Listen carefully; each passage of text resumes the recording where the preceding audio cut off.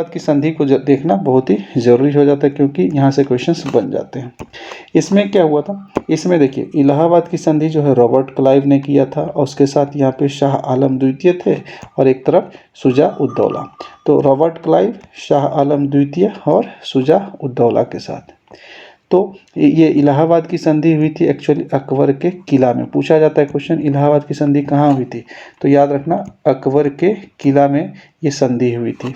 और इलाहाबाद की संधि दोस्तों 2 संधियाँ हुई थी। एक हुई थी 12 अगस्त 1765 को, और 4 दिन बाद 16 अगस्त 1765 को।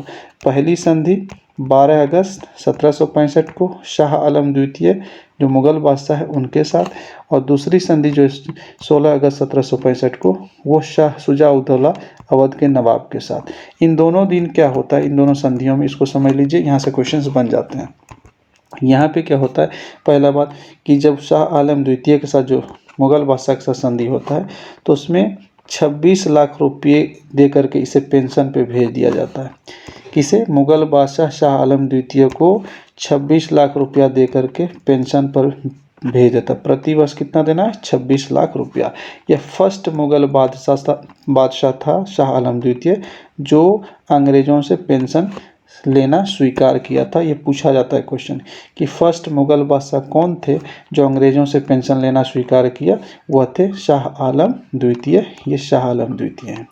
और इसके साथ साथ क्या किया, ये पेंशन तो दे ही दिया 26 लाख रुपये प्रति वर्ष, उसके साथ इसमें बंगाल, उड़ीसा और बिहार, जो वर्तमान अभी बंगाल पूरा बांग्लादेश है वो, और उड़ीसा और बिहार, इनकी दीवानी दे दी गई किसको, अंग्रेज़ों को।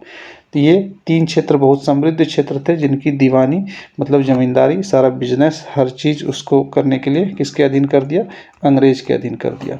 और उसके बाद इलाहाबाद किला में, इलाहाबाद किला कौन सा, इलाहाबाद का किला, ये इलाहाबाद का किला और कड़ा का क्षेत्र जो है ये मुग़ल बादशाह को दे दिया। किससे, शाह आलम द्वितीय से लेकर के, किससे लेकर के, शाह आलम द्वितीय, शुजा उद दौला से लेकर के शाह आलम द्वितीय को दे देता है। ये देख लीजिए, इलाहाबाद का किला और कड़ा का क्षेत्र, ये क्षेत्र अवध के नवाब से लेकर के मुग़ल बादशाह को दे दिया जाता है। अवध का नवाब शुजा उद दौला, इससे लेकर के, ठीक है। और यहाँ पे एक चीज़ और ध्यान रखेंगे कि ये जो दीवानी मिली थी, कौन कौन, बंगाल, उड़ीसा और बिहार की, इस दीवानी से लेकर के क्या हुआ कि ब्रिटिश का क्षेत्र बड़ा हो गया। ब्रिटिश का क्षेत्र जैसे ही बड़ा हो गया तो दोनों क्षेत्रों में 2 उपदीवान नियुक्त कर दिया। वेस्ट बंगाल में मतलब बंगाल के क्षेत्र में किसको कर दिया, मोहम्मद रजा खां को, और सीताव राय को कर दिया बिहार में। ये भी क्वेश्चन पूछा जाता है कि जब बंगाल, उड़ीसा और बिहार की दीवानी मिली अंग्रेज़ों को तो बिहार में उपदीवान कौन थे, सीताव राय, और बंगाल में रजा खान। ये भी ध्यान रखेंगे। उसके बाद यहाँ पे एक संधि देख लेते हैं अगला, जो इसी में इलाहाबाद की संधि में दूसरी संधि जानी जाती है। उस संधि का नाम है कब, 16 अगस्त 1765 की। 16 अगस्त 1765 वाली जो संधि है इसमें क्या हुआ, लगभग 60 लाख रुपया हर्जाना अवध का नवाब को देना पड़ा। अंग्रेज इससे 60 लाख रुपया हर्जाना लिया। उसके बाद इलाहाबाद कड़ा क्षेत्र तो दे ही दिया वापस, किसको, इसको दे दिया मुग़ल बादशाह को। किससे लेकर के, अवध के नवाब से लेकर के। और शेष अवध हालांकि वापस कर दिया था किसको, अवध के नवाब को अंग्रेज़ों ने। और यहाँ पे एक ब्रिटिश सेना को रखने का यहाँ पे बात तय हुआ कि ब्रिटिश सेना आप रखेंगे अवध में, और सारा खर्चा ब्रिटिश सेना का कौन देगा, अवध का नवाब देगा।